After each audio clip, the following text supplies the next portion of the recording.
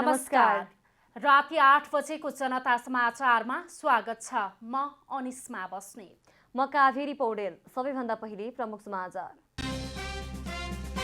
नेकपा एकीकृत समाजवादीमा जनलहर आउन थालेको अध्यक्ष नेपालको दावी। समाजवादको यात्रामा विश्वस्त हुन सम्मानित नेता खनालको आग्रह। निरन्तर घाटामा जाँदा नेपाल आयल निगम पेट्रोलियम पदार्थ आयात गर्नै नसक्ने अवस्थामा यस आर्थिक वर्षको हालसम्म 33 अर्ब रुपैयाँ घाटा।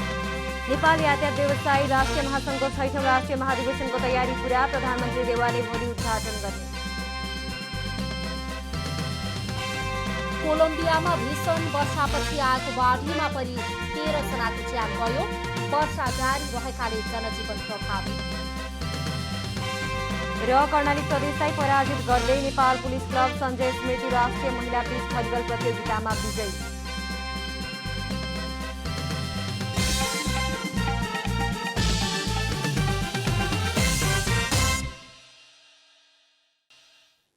अब पूरा समाचार।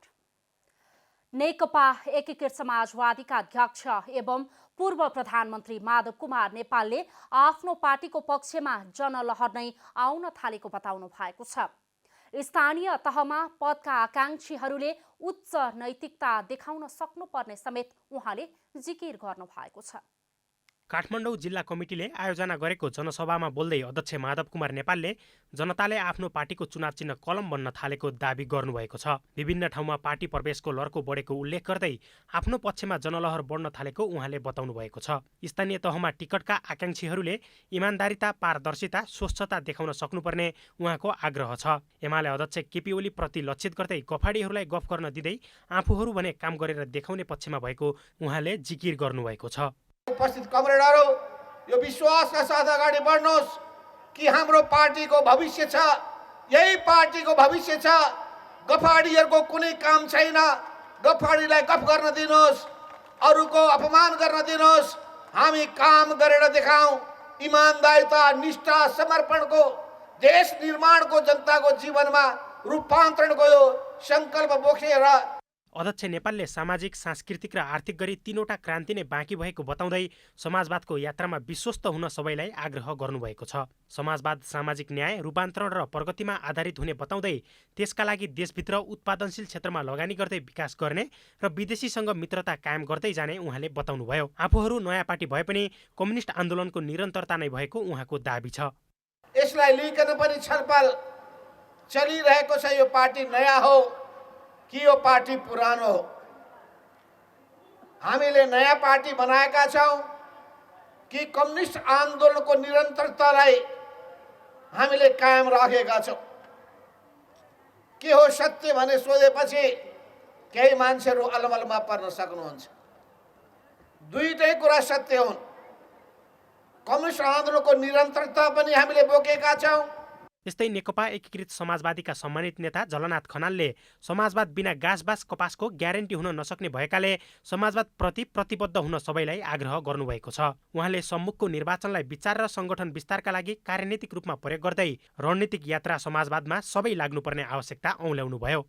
गैर जिम्मेवार मान्छेहरूको हातमा नेतृत्व पुगेको हुनाले हाम्रो देशले दुःख पाएको छ र हामीले फेरि प्रारम्भिक रूपबाट नेपालको कम्युनिस्ट आन्दोलनलाई नयाँ ढङ्गले एकताबद्ध गर्नुपर्ने आवश्यकता उत्पन्न भएको छ। चुनावी अभियान भनेको ठुल्ठुला राजनीतिक अभियानहरू हुन्। यो आफैमा वर्ग सङ्घर्षको अभियान पनि हो कमरेडहरू। त्यसो हुनाले यो बेला आम जनतामा जागरुकता हुन्छ। त्यस्तो बेलामा हामीले सही चिज लिएर जनताको बिचमा जानुपर्छ। कार्यक्रममा अध्यक्ष नेपालले भ्यू टावर र गेट लगायतका काममा भइरहेका खर्चको साटो युवाहरूलाई निर्व्याजी ऋण दिएको भए त्यो बढी उत्पादक हुने बताउँदै सरकारको 1 पैसाको पनि राम्रो सदुपयोग हुनुपर्ने जिकिर गर्नुभयो। उहाँले निजगढ अन्तर्राष्ट्रिय विमानस्थल निर्माणको काम छिटो सुरु गर्न पनि सरकारको ध्यानाकर्षण गराउनु भएको थियो। नेता नेपालले अबको विकास विश्वले मान्दै आएको हरित क्रान्तिमा आधारित र डिजिटल प्रविधिको उच्चतम प्रयोगमा आधारित हुनुपर्ने बताउनुभयो। क्यामेरामा प्रदीपमान सिंहका साथ विकास पौडेल, काठमाडौँ। नेकपा एकीकृत समाजवादी पार्टी काठमाडौँ जिल्ला कमिटीले काठमाडौँमा जनसभा सम्पन्न गरेको छ। कार्यक्रममा बोल्दै बागमती प्रदेशका इन्चार्ज बसन्त मानन्धरले नीति विचार र दृष्टिकोणका आधारमा कम्युनिस्ट आन्दोलनलाई बचाउन यस पार्टीमा योगदान गर्न तयार रहन नेता कार्यकर्ताहरूलाई अपील गर्नु भएको छ। त्यस्तै नेकपा एकीकृत समाजवादीका केन्द्रीय सचिव तथा बागमती सह इन्चार्ज जीवनराम श्रेष्ठले प्राविधिक रूपमा नयाँ पार्टी देखिए पनि कम्युनिस्ट आन्दोलनका मुख्य नेताहरू आफ्नो साथमा भएकाले यो विक्रमसम्म 2006 सालकै पार्टीको निरन्तरता भएको बताउनु भएको छ। आधारमा, संगठनका आधारमा, दृष्टिकोणका आधारमा, कार्यक्रमका आधारमा, समग्र आधारमा नेपालको कम्युनिस्ट आन्दोलनको केन्द्रका रूपमा यो नेपाल कम्युनिस्ट पार्टी एकीकृत समाजवादीलाई स्थापित गर्नका निम्ति हामी सबै लामबद्ध बनौँ भन्ने अनुरोध र आग्रह गर्दै बिदा हुन चाहन्छु। धन्यवाद, नमस्कार। यो देशको 46 सालको निरङ्कुशता विरुद्धको आन्दोलनमा नेकपा एमालेको नेतृत्व गर्ने नेता को हुन् भन्दाखेरि हाम्रो पार्टीका नेतृत्व गणहरू हुन्। 62-63 को आन्दोलनमा पनि नेतृत्व गर्ने नेताहरू उहाँहरू नै हुनुहुन्छ। त्यसैले के कुरा सम्झिनुपर्छ भन्दाखेरि नेकपा एकीकृत समाजवादी पार्टी यो प्राविधिक रूपमा आज मात्र बनेको पार्टी जस्तो देखेको छ। विचारको आधारमा, सिद्धान्तको आधारमा, आन्दोलनको आधारमा भन्ने हो भने यो पार्टी 2006 सालमा जन्मेको पार्टीको निरन्तरता हो। बागमती प्रदेश अध्यक्ष एवं स्थायी कमिटी सदस्य सावित्रा भूषालले कम्युनिस्ट पार्टीले शक्ति आर्जन गरेको भए पनि त्यो भ्रष्टाचारमा लिप्त हुन थालेपछि आन्दोलन नै विभाजित भएको बताउनुभयो। त्यस्ता पात्रलाई जनताले चिनेको उहाँको दाबी छ। व्यवहार अर्कै गर्नेहरूलाई नेपाली जनताले राम्रोसँग चिनेका छन्। स्थिर सरकारको नारा लाउँदै दुई पटक प्रतिनिधि सभा विघटन गर्नेहरू समृद्ध नेपाल र सुखी नेपालीको नारा लगाएर यति ओम्नी काण्ड र गिरिबन्धु टी स्टेटको घटना घटाउने भ्रष्टाचारीहरूलाई जनताले चिनेका छन्। चुच्चे नक्साको गफ लडाएर राति रहेका प्रमुखहरूसँग वार्ता गर्नेहरूलाई जनताले अब छोड्ने छैनन्।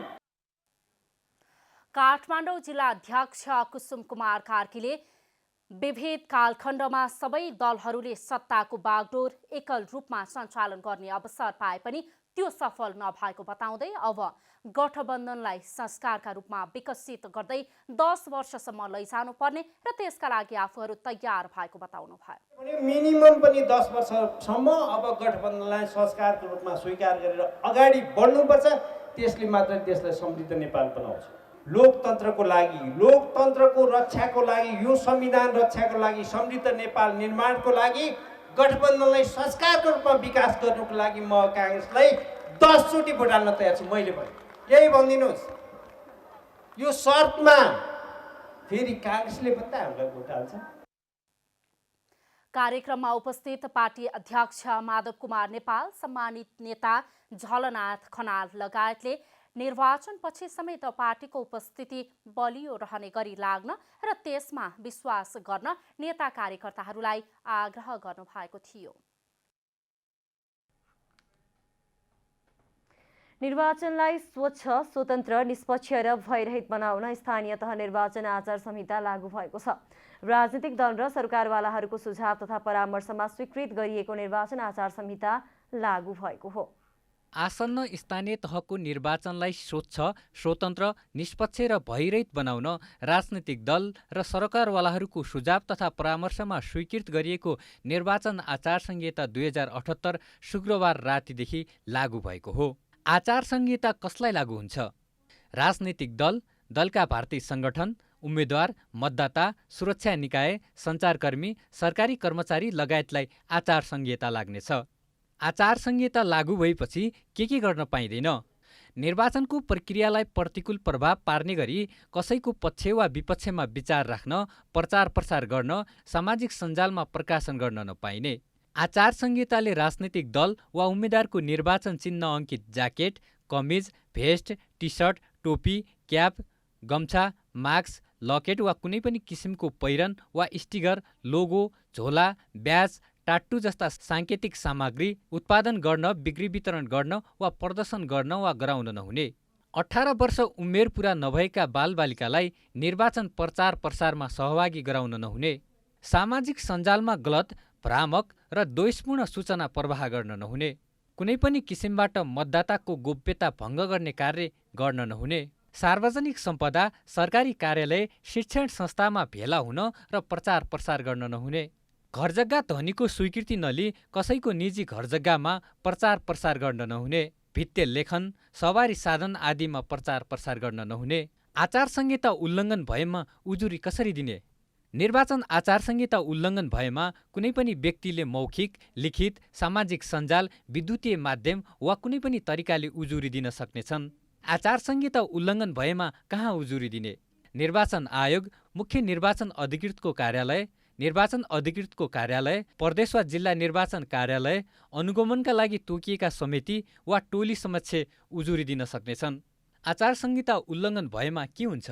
आचार संहिता उल्लङ्घन भएको पाइएमा आचार संहिता उल्लङ्घनको प्रकृति र स्वरूप हेरी सचेत गराउने, सूचना सार्वजनिक गर्ने, कानुनत जरिवाना वा दण्ड सजायलाई कार्यान्वयन गर्ने तथा उम्मेद्वारको उम्मेदवारी रद्द हुन सक्नेसम्मको कानुनी व्यवस्था गरिएको छ।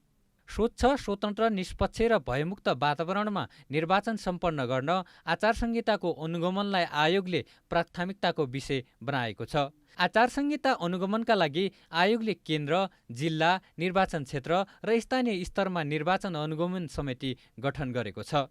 सामाजिक सञ्जालबाट हुन सक्ने निर्वाचन सम्बन्धी तथ्यहीन, गलत, भ्रामक, अनुमानित र आचार संहिता विपरीत सूचना तथा जानकारीको सम्प्रेषण तथा सम्भावित मिथ्या सूचना, दुष्प्रचार, सूचना तोडमोड र दोषपूर्ण अभिव्यक्तिको नियमन र नियन्त्रण गर्न विज्ञहरू सम्मिलित कार्यदल क्रियाशील रहने आयोगले जनाएको छ। जनता टेलिभिजनका लागि महेश कठायत, काठमाडौँ। निर्वाचन आयोगले लागू गरेको निर्वाचन आचार संहिता सबै पक्षले कार्यान्वयन गर्नुपर्ने कुरामा निर्वाचन पर्यवेक्षकहरूले जोड दिएका छन्। आसन्न स्थानीय तह निर्वाचन केन्द्रित शनिबारबाट लागू गरिएको निर्वाचन आचार संहितालाई प्रभावकारी रूपमा कार्यान्वयन गर्न राजनैतिक दलको प्रमुख भूमिका हुनुपर्ने निर्वाचन पर्यवेक्षकहरूले जनाएका छन्। जनता टेलिभिजनसँग कार्यक्रम विशेष समयमा आम निर्वाचन पर्यवेक्षण समिति जियोगका महासचिव कृष्णमान प्रधानले यसपटकको निर्वाचनमा जियोगबाट नागरिक समानका अगुवा, कानुनविद, पूर्व कर्मचारी, पूर्व सुरक्षाकर्मी, सञ्चारकर्मी सहित करिब 1000 पर्यवेक्षक परिचालन गरिने बताउनुभयो। केही पर्यवेक्षकहरूले गर्दा विगतमा प्रश्न उठ्ने गरेको स्वीकार गर्दै महासचिव प्रधानले यसपटक त्यस विषयमा समेत ध्यान दिएको बताउनुभयो। निर्वाचन आचार संहिता कार्यान्वयनको पाटो विगतमा कमजोर रहेको भए पनि यसपटक प्रमुख निर्वाचन आयुक्तको सक्रियताले आचार संहिता कार्यान्वयन हुनेमा विश्वास बढेको महासचिव प्रधानको भनाइ छ। विगतको समयमा चाहिँ निर्वाचन आयोगले के भन्थ्यो त्यतिखेर भन्दा हामी निर्वाचन सम्पन्न गर्दा केही कुराहरू आँखा चिम्म गर्नुपर्छ भन्ने भाषा उहाँले प्रयोग गर्नुभयो। अहिलेको निर्वाचन आयोगका आयुक्तज्यूहरूसँग त्यो क्षमता छ, त्यो निडरपन छ, कानुन कार्यान्वयन गर्ने क्षमता छ भनेर हामी विश्वास गरेका छौँ। त्यो कुरा चाहिँ यो निर्वाचन सम्पन्न भएको 1 महिनापछि थाहा हुन्छ। आचार संहिता अनुगमनका लागि यसपटक आयोगले केन्द्रदेखि स्थानीय तहसम्म नै संयन्त्र बनाएको हुनाले अनुगमन सहज हुने उहाँले बताउनुभयो। त्यस्तै संकल्पका वरिष्ठ उपाध्यक्ष शोभा बस्नेतले निर्वाचनमा महिलाको सहभागिता निर्णायक र अर्थपूर्ण हुनुपर्नेमा जोड दिनुभयो। र हामीले चुनाव पर्यवेक्षण गर्ने बेलामा र चुनावमा हाम्रो जनप्रतिनिधिहरू उठाउने बेलामा पनि अब पुरुष र महिला मात्रै बराबर भएर पुग्दैन। महिलाभित्र भएको विविधतालाई पनि ध्यानमा राखेर पोलिटिकल पार्टी, इभन निर्वाचन आयोगले पनि ती पोलिटिकल पार्टीहरूले त्यस्तो खालको उम्मेदवारहरू समावेशी हिसाबले गरेका छन् कि छैनन् त, त्यो भन्ने चिजहरू पनि हेर्नुपर्छ। निर्वाचन खर्च पछिल्लो समय बढ्दै गइरहेको अवस्थामा उम्मेदवारले विभिन्न प्रलोभन देखाउन सक्ने भन्दै त्यसप्रति मतदाता सचेत हुनुपर्ने उहाँहरूको भनाइ छ। निरन्तर घाटामा जाँदा नेपाल आयल निगम अन्ततः पेट्रोलियम पदार्थ आयात गर्नै नसक्ने अवस्थामा पुगेको छ। पेट्रोलियम पदार्थ खरिदका लागि अब 25 करोड रुपैयाँ मात्र मौजदात रहेको निगमले जनाएको छ। भारतीय आयल कर्पोरेसन आइओसीलाई नियमित रूपमा बुझाउनुपर्ने रकम तिर्न नसक्ने देखिएकाले पेट्रोलियम पदार्थको आयातमा समस्या देखा परिसकेको निगमका प्रवक्ता विनित उपाध्यायले बताउनुभयो। उहाँका अनुसार पेट्रोलियम पदार्थको माग अनुसार आइओसीलाई नियमित रूपमा बुझाउने रकममा 14 दिनपछि नै 2 अर्ब रुपैयाँ नपुग्ने देखिएको छ। 14 दिनपछि पेट्रोलियम पदार्थ आयातका लागि रकम दिन नसकी अप्ठ्यारो अवस्था आउने निगमले अर्थ मन्त्रालयलाई जानकारी गराएको छ। गत चैत्र 22 मा अन्तिम पटक मूल्य वृद्धि गर्दा पनि गत महिना 9 अर्ब 27 करोड घाटा बेहोर्नु परेको निगमले जनाएको छ। आर्थिक वर्ष 78-79 को हालसम्म निगम 33 अर्ब रुपैयाँ घाटामा रहेको छ। जनता समाचारमा अब छोटो विश्राम।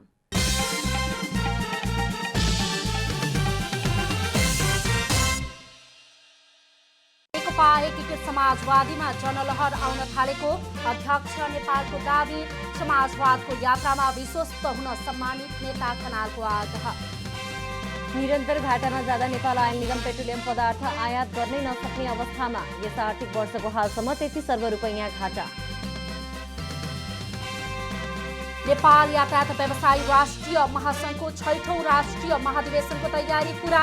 प्रधानमन्त्री देउवाले भोलि उद्घाटन गर्ने। कोलम्बियामा भीषण वर्षापछि आएको बाढीमा परि 13 जनाको ज्यान गयो। वर्षा जारी रहेकाले जनजीवन प्रभावित। र कर्णाली प्रदेशलाई पराजित गर्दै नेपाल पुलिस क्लब सञ्जय स्मृति राष्ट्रिय महिला बीच भलिबल प्रतियोगितामा विजय।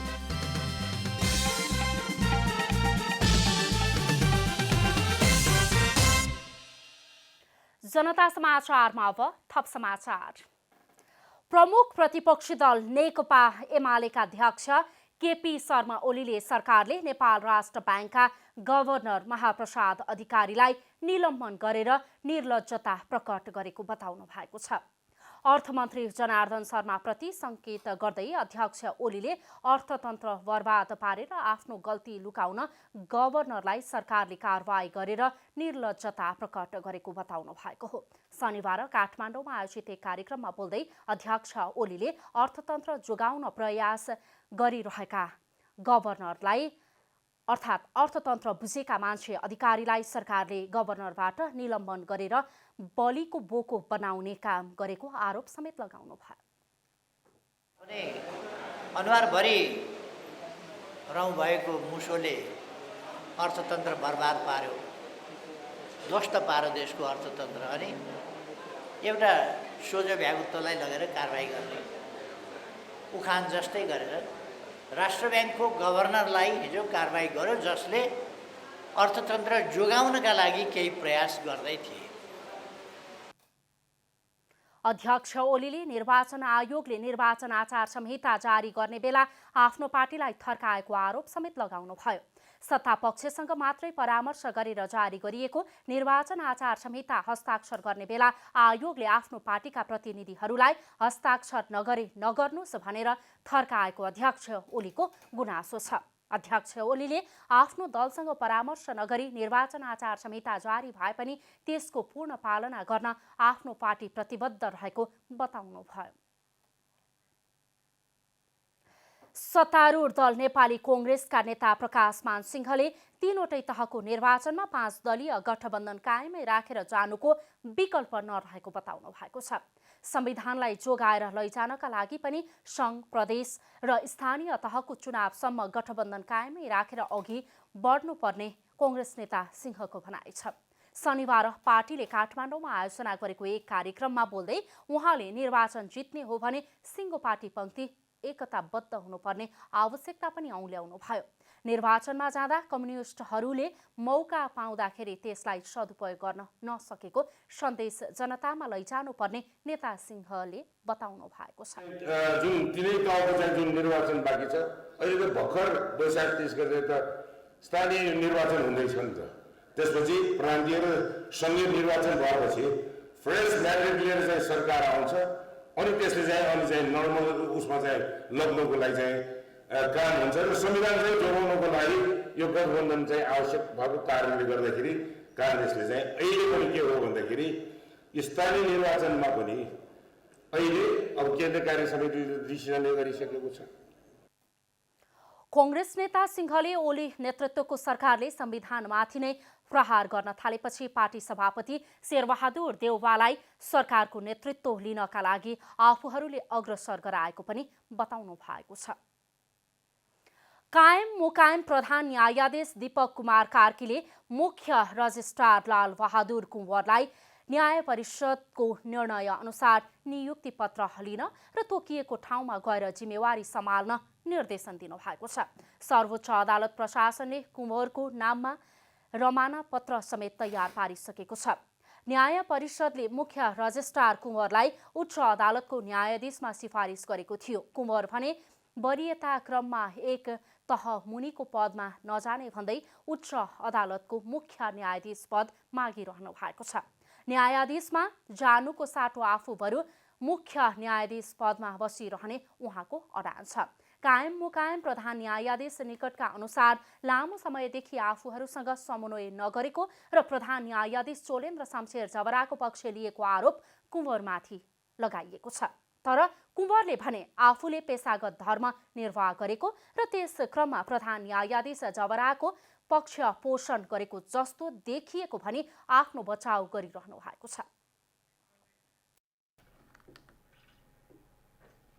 यातायात व्यवसायीहरूको छाता संस्था नेपाल यातायात व्यवसायी राष्ट्रिय महासंघले 6औं राष्ट्रिय महाधिवेशनको सम्पूर्ण तयारी पूरा भएको जनाएको छ। चैत्र 27 गतेदेखि 29 गतेसम्म काठमाडौँ र ललितपुरमा हुने सम्मेलनमा देशभरिबाट 1500 बढी प्रतिनिधि एवं पर्यवेक्षक सहभागी हुनेछन्। महाधिवेशन प्रचार प्रसार समितिका संयोजक एवं महासंघका महासचिव सरोज सिटौलाले सम्मेलनमा सबै प्रदेशका यातायात मन्त्रीहरू सहभागी हुने बताउनुभयो। आइतबार प्रधानमन्त्री शेरबहादुर देउवाले काठमाडौँ रामशाह पथ स्थित स्काई दरबार ब्याङ्क्वेटमा उद्घाटन गर्ने कार्यक्रम रहेको छ भने बन्द सत्र र निर्वाचनको कार्यक्रम ललितपुरको गोदावरीमा रहेको सनराइज हलमा हुनेछ। महासचिव सिटौलाले यो महाधिवेशनले अधिकार सम्पन्न यातायात प्राधिकरण स्थापनाको मागलाई बलियो साथ उठाउने बताउनुभयो। सामान्य प्रधानमन्त्री शेरबहादुर देउवाज्यूको प्रमुख आतिथ्यमा भोलि दिनको 1 बजे समुद्घाटन समारोह हुँदैछ र देशभरिबाट यातायात व्यवसायका राष्ट्रिय महाधिवेशन प्रतिनिधिहरू आउने क्रम सुरु भइसकेको छ र त्यसको सम्पूर्ण व्यवस्थापन तयारीहरू करिब अन्तिम चरणमा पुगिसकेको छ। सरकारले विभिन्न यातायात समितिहरू खारेज गरी यातायात व्यवसायलाई कम्पनी मोडलमा लगे पनि आवश्यक नियमावली र कार्यविधि नबनाउँदा काम गर्न अप्ठ्यारो भएको यातायात व्यवसायीहरूले गुनासो गर्दै आएका छन्। कार्यविधिको अभावमा दुर्घटना पछिको उपचार र बिमा दाबी भुक्तानी लगायतका काममा विवाद देखिन थालेको छ। कोरोना महामारीका कारण लामो समयदेखि रोकिएको महाधिवेशन आइतबारदेखि काठमाडौँमा हुन लागेको हो। महासचिव सिटौलाले महासंघको नयाँ नेतृत्वका लागि आफू पनि उम्मेद्वार बन्ने बताउनुभयो। तर अनवरत रूपमा सबै ठाउँमा म गएर प्रस्तुत भएको छु, प्रेजेन्टेसन गरेको छु, हाम्रा महासंघका विचार, हाम्रा आवाजहरू बाहिर पुर्याएको छु र देशभरिका यातायात व्यवसायका सकेका सामान्यभन्दा सामान्य समस्यादेखि माथि ठुला समस्यासँग जुधेको छु। यो कार्यकाल त जुझ्दै नि 4 वर्ष कार्यकाल त सरकार प्रकृति यो सबै किसिमको लाग्यो होइन। यत्रो कोभिडको दलदल आदि इत्यादि सबैसँग झेलेर यो कार्यकाल पनि हामी 3 वर्ष कार्यकाल 4 वर्ष थप्दै बिताएका छौँ। यातायात व्यवसाय र व्यवसायको हक हितका लागि लामो समय काम गरेकाले आफू निर्वाचित हुने विश्वास व्यक्त गर्नुभयो। महासंघको महाधिवेशनले 3 वर्षको कार्यकालका लागि नयाँ नेतृत्वसहित पदाधिकारीहरू चयन गर्नेछ। सेतो मच्छिन्द्रनाथको रथयात्रा सुरु गरिएको छ। रथयात्रा काठमाडौँको 3 धाराबाट तानेर असन, इन्द्रचोक, बसन्तपुर हुँदै लगनटोल पुर्याएर समापन गरिन्छ। वर्षा र सहकालका देवताको रूपमा मानिने सेतो मच्छिन्द्रनाथलाई चैत्र शुक्ल अष्टमीको दिन जनबहालबाट नगर परिक्रमा गराई दरबार मार्गस्थित 3 धारामा बनाइएको रथमा प्रतिस्थापन गराइएपछि नगर परिक्रमा गराउने प्रचलन रहेको छ। किंवदन्ती अनुसार परापूर्वकालमा जमल क्षेत्रको खेतमा एकजना ज्यापुले खेत खन्दा फेला पारेको सेतो मच्छिन्द्रनाथको मूर्तिलाई घर लगी धानको फकारीभित्र लुकाएका थिए। त्यस फकारीबाट जति धान झिक्दा पनि नसकिएपछि मूर्तिलाई अन्नदाता ठहर्याई जनबहालमा स्थापना गरिएको हो। सोही परम्परा अनुसार जमलमै रथ बनाउने गरिएको छ। रथलाई लगनटोलमा रहेको मच्छिन्द्रनाथकी आमाको मन्दिर परिक्रमा गराई रथयात्रा सम्पन्न भएपछि सेतो मच्छिन्द्रनाथलाई खटमा राखी मच्छिन्द्र वहाल स्थित मन्दिरमा लगिन्छ। वर्षा र सहकालका देवता मानिने सेतो मच्छिन्द्रनाथको दर्शन गरे सुख, सुस्वास्थ्य, दीर्घायु तथा आर्थिक उन्नति हुने विश्वास रहेको छ। रथयात्राको दोस्रो दिन असनबाट हनुमान ढोका स्थित काल भैरवसम्म, तेस्रो दिन काल भैरवबाट लगनटोलसम्म पुर्याइन्छ। चौथो दिन लगनमा रथ घुमाइन्छ। पाँचौं दिन मूर्तिलाई सानो रथमा राखी लगनटोलबाट मच्छिन्द्र बहालसम्म यात्रा गराउने चलन रहेको छ।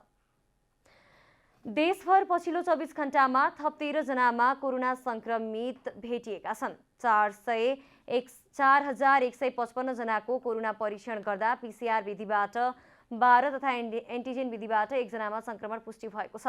पछिल्लो 24 घण्टामा 44 जना निको भएका छन्। यो सँगै देशभर सक्रिय संक्रमितको संख्या 637 पुगेको छ। नेपालमा निको हुने दर 98.7% रहेको छ। हालसम्म नेपालमा कोरोना भाइरसको संक्रमणबाट 11,551 जनाले ज्यान गुमाएका छन्। यो साता नेपाल स्टक एक्सचेन्ज नेप्से 80 अङ्कले घटेको छ। साताको पहिलो दिन आइतबार 2544 अङ्कबाट सुरु भएको नेप्से परिसूचक बिहिबारसम्म आइपुग्दा 2464 अङ्कमा आइपुगेको हो। यस क्रममा यो साता नेप्सेमा 9 अर्ब 83 करोड 41 लाख रुपैयाँ बराबरको 2 करोड 23 लाख 49,000 किता सेयर किनबेच भएको छ, जुन अघिल्लो साताको तुलनामा 27%ले गिरावट आएको हो। अघिल्लो साता 13 अर्ब 42 करोड रुपैयाँ बराबरको सेयर किनबेच भएको थियो। बजार परिसूचक करिब 80 अङ्कले खुम्चिँदा लगानीकर्ताले 1 खर्ब 13 अर्ब 51 करोड रुपैयाँ गुमाएका छन्। लगानीकर्ताले उक्त रकम गुमाएसँगै गत साताको अन्तिम कारोबार दिन 36 खर्ब 12 अर्ब 27 करोड रहेको बजार पुँजीकरण घटेर 64 खर्ब 98 अर्ब 76 करोड रुपैयाँमा आइपुगेको छ। यो साता नेस्डोस समृद्ध लघुवित्त वित्तीय संस्थाका लगानीकर्ताले सबैभन्दा धेरै कमाएका छन् भने नयाँ सारथी लघुवित्त वित्तीय संस्थाका लगानीकर्ताले धेरै गुमाएको नेप्सेले जानकारी दिएको छ। साहित्यले समाजमा भएको विकृति र विसङ्गतिलाई सृजनात्मक ढङ्गबाट देखाउने काम गर्दछ। लामो इतिहास बोकेको प्रगतिशील लेखक सङ्घले साहित्यको क्षेत्रबाट विभिन्न विषयमा आवाज उठाउँदै आएको छ। 2009 सालमा स्थापना भएको प्रगतिशील लेखक सङ्घले साहित्यको क्षेत्रबाट विभिन्न विषयमा आवाज उठाउँदै आएको छ। 70 वर्षको लामो इतिहास बोकेको प्रगतिशील लेखक सङ्घ विभिन्न प्रदेश जिल्लामा समेत स्थापना भएको छ। सामाजिक रूपान्तरणमा महत्त्वपूर्ण भूमिका खेलेको लेखक सङ्घले महिला, दलित र हरेकको विषयमा आवाज उठाउने गरेको छ। स्वतन्त्र भएर लेख्ने गरेका कति लेखकहरू मारिएका थिए अनि कति जेल चलान भएका थिए। त्यसैको फलस्वरूप प्रगतिशील लेखक सङ्घ स्थापना भएको हो भन्ने टीका टिप्पणी समेत आउने गरेका छन्। आन्दोलनमा लामो समय बिताएर आएको प्रगतिशील लेखक सङ्घले सरकारले गरेको राम्रो कामलाई समर्थन गर्दै आएको र नराम्रो कामलाई निर्धक्क रूपमा खबरदारी गर्दै आएको छ। सरकारले पहिलो प्राथमिकता दिएर सबै कुराले हेर्नुपर्छ। बजेट निर्माण गर्दा पनि योतिर बजेट छुट्याउनु पर्छ। मैले त भन्ने गरिआएको छु, गाउँपालिकाहरूमा पनि बाटो घाटो अस्पताल अरू विकासका अरू विभिन्न बिजुली भने जस्तै साहित्यको विकास भाषा साहित्यको विकासका लागि अलगै बजेट छुट्याउनु पर्छ।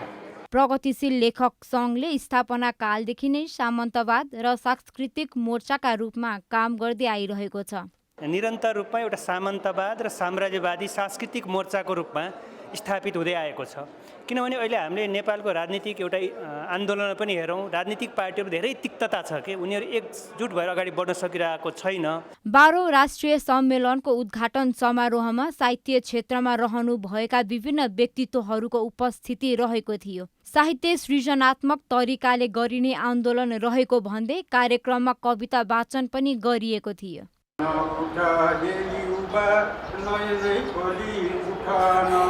देशमा प्रगति गर्नलाई एउटै प्राङ्गण छुटाउन देशले आज चाहिरहेछ युवा तिम्रो गुहार। देशले आज चाहिरहेछ युवा तिम्रो गुहार। चम्किलो आज पार्नु छ देशको सबले मुहार। व्यक्ति न्यूनतम कुरा दिन सक्यो भने अनि अरू प्रवासन जङ्गल हुन सक्छ। त्यस कारणले म यो बडो धमेलोसँग तयार भएको कार्यक्रममा साहित्यकार कुलप्रसाद खनाल, घनश्याम शर्मा पौडेल, बुद्ध राणा, यागेन्द्र प्रसाद प्रधान, भेषराज गिरी, सरिता ढकाल लगायतलाई उहाँहरूको योगदानको कदर गर्दै सम्मान गरिएको थियो। क्यामेरामा प्रदीप मानसिंहका साथ यशोदा चौलागाई, काठमाडौँ। अब आर्थिक समाचार।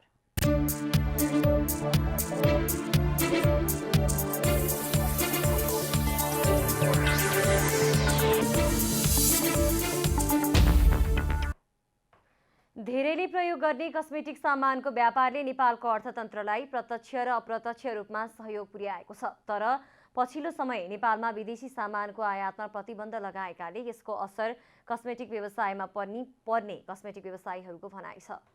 व्यवसायीलाई उकास्ने लक्ष्यका साथ यस सङ्घको स्थापना भएको हो। आजभोलि कस्मेटिक सामानको प्रयोग गर्नेको संख्या अनगिन्ती छ। कस्मेटिक सामान नभई नहुने सामग्रीको रूपमा प्रयोग हुन थालेको छ। नेपालमा पनि वर्षेनी करोडौंको कस्मेटिक सामानको व्यापार हुने गरेको छ। विभिन्न व्यापार व्यवसायले राज्यलाई प्रत्यक्ष र अप्रत्यक्ष रूपमा आर्थिक सहयोग प्रदान गरेको छ। देशको अर्थतन्त्र उकास्न कस्मेटिक व्यवसायीको पनि उत्तिकै महत्त्व छ। कस्मेटिक सामानका साथ नेपालमा आयुर्वेदिक औषधिको पनि सम्भावना उत्तिकै छ। तर सिप व्यवस्थापन र सुविधाका कारण यसको उचित रूपमा सदुपयोग हुन सकेको छैन। नेपालमा कस्मेटिक सामग्रीको प्रयोग अनिवार्य जस्तै भए लगत्तै माग पनि धेरै भएको छ। कस्मेटिक वस्तुहरू बढी आयातमुखी भए र स्वदेशी उत्पादनमा हामीले ध्यान दिनु पर्यो। त्यस कारणले माग बढ्दो छ। त्यो बढ्दो मागलाई हामीले स्वदेशी उत्पादन गरेर हाम्रो आयुर्वेद शिक्षाबाट हाम्रो जडीबुटीहरू जति सम्भावना छ नेपालको बजार पनि विस्तार हुने, हामी त्यसलाई निकासी गरेर विदेशी मुद्रा पनि आर्जन गर्न सक्ने र सँगसँगै अहिले आयातबाट जुन विदेशी मुद्राहरू बाहिर गएको छ त्यसलाई प्रतिस्थापन व्यवस्थापन, सिप र सुविधाका कारण नेपालमा साना तथा ठूला व्यवसाय गर्न कठिनाई भएको र यसमा सरकारले पनि सहयोग गर्नुपर्ने कस्मेटिक व्यवसायी सङ्घका अध्यक्ष लक्ष्मीप्रसाद पौडेलको भनाइ छ। नेपालमा मध्यम तथा ठुला उद्योगहरू, साना उद्योगहरू बढी सञ्चालन हुन सक्दछन्। आर्थिक वृद्धि हुने गरी नेपालमा सञ्चालनमा रहेका यस्ता कतिपय उद्योगहरू विभिन्न कठिनाइले गर्दा बन्द भएका छन् भने कतिपय सञ्चालन राम्रोसँग नभएका कारण बन्द हुने अवस्थामा पनि छन्। व्यवस्थापन, सिप, प्रविधि र पुँजीको अभाव आदिका कारणले यस्तो अवस्था सिर्जना भएको देखिन्छ। स्वदेशी उत्पादनलाई प्राथमिकता दियौँ, गुणस्तरीय कस्मेटिक वस्तुको प्रयोग गरौँ भन्ने नाराका साथ कस्मेटिक व्यवसायी सङ्घले शनिबार सङ्घको चौथो अधिवेशन सम्पन्न गरेको छ। क्यामेरामा जेपी श्रेष्ठका साथ अस्मिता तिवारी, काठमाडौँ। जनता समाचारमा अब छोटो विश्राम।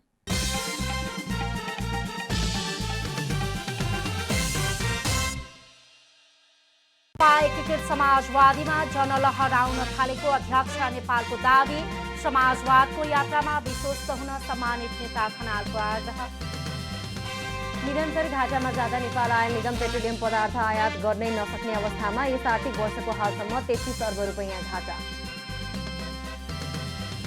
नेपाल यातायात व्यवसायी राष्ट्रिय महासङ्घको 6औं राष्ट्रिय महाधिवेशनको तयारी पूरा।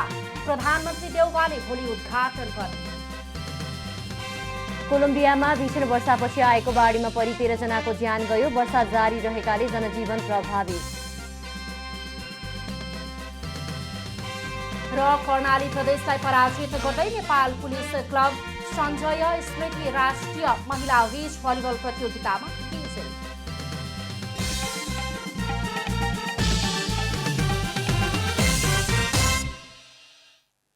जनता समाचारमा अब अन्तर्राष्ट्रिय समाचार।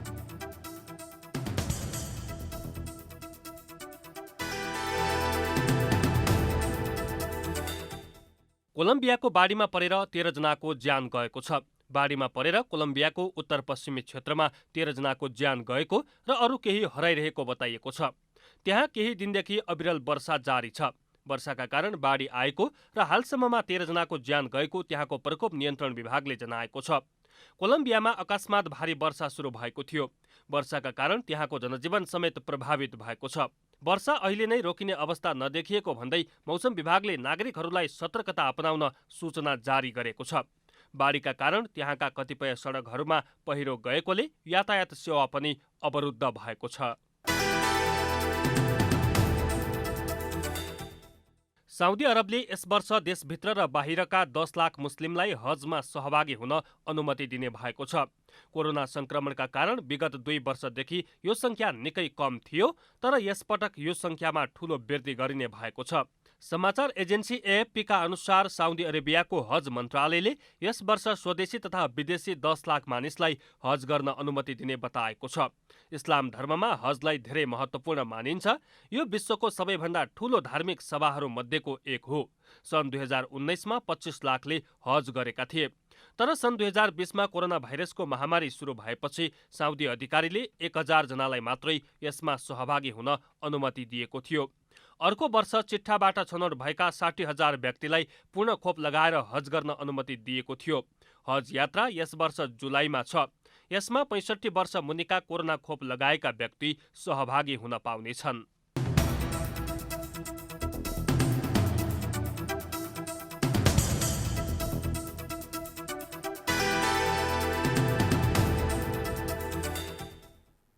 अब खेलकुद समाचार।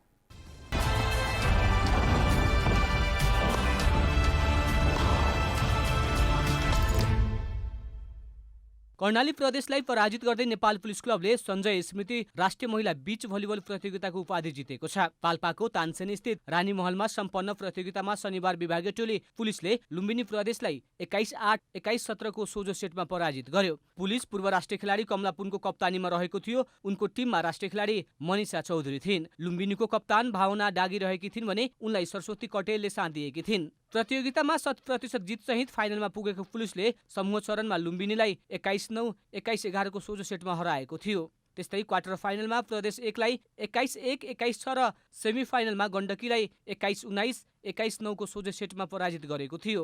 यस्तै लुम्बिनीले क्वार्टर फाइनलमा राष्ट्रिय टोलीकी पूर्व सदस्य रेशमा भण्डारी र निरुता थगुन्नाको जोडी सशस्त्र प्रहरी बलको एपीएफ क्लबलाई 21-17, 21-13 को सोझो सेटमा हराउँदै सेमिफाइनलमा स्थान पक्का गरेको थियो। सञ्जय फाउन्डेसनको आयोजनामा भएको प्रतियोगिताको विजेता टोलीले 1 लाख प्राप्त गरेको छ। उपविजेताले 50,000 प्राप्त गरेको छ। सर्वोत्कृष्ट खेलाडीले 30,000 प्राप्त गरेको छ। 9 टोलीको सहभागिता रहेको प्रतियोगिता चैत 24 गतेदेखि सुरु भएको थियो।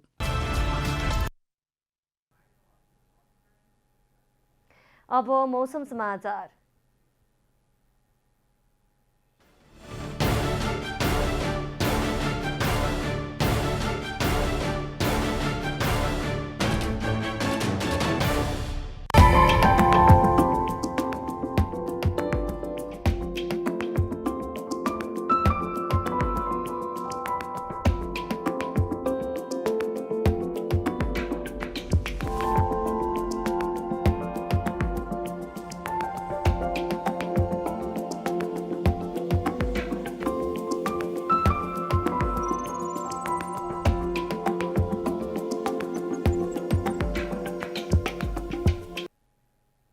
अन्त्यमा आजको डायरी।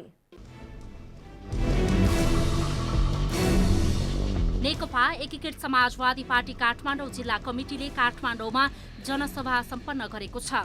नेकपा एकीकृत समाजवादीका अध्यक्ष एवं पूर्व प्रधानमन्त्री माधव कुमार नेपालले सो कार्यक्रमलाई सम्बोधन गर्दै आफ्नो पार्टीको पक्षमा जनलहर नै आउन थालेको बताउनु भएको छ।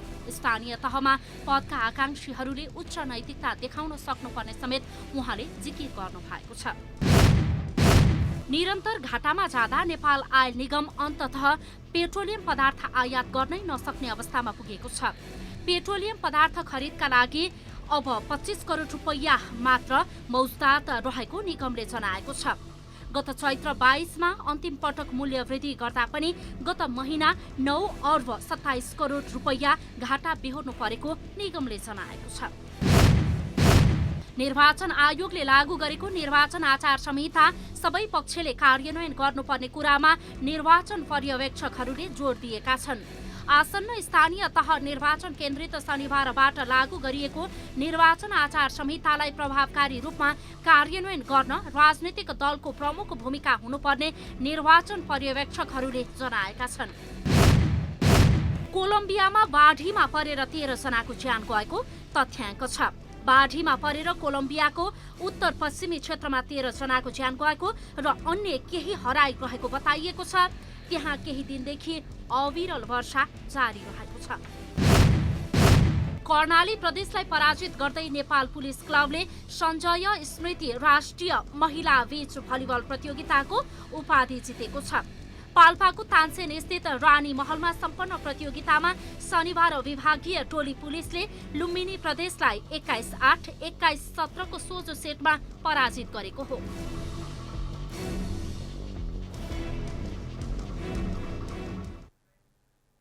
जनता समाचार हेर्दै यति नै। जनताद्वारा जनताका लागि प्रसारित जनता टेलिभिजनका कार्यक्रमहरू युट्युब, ट्विटर, फेसबुक र हाम्रो वेबसाइट जनतासमाचार.com मा पनि पढ्न र हेर्न सक्नुहुनेछ। नमस्कार।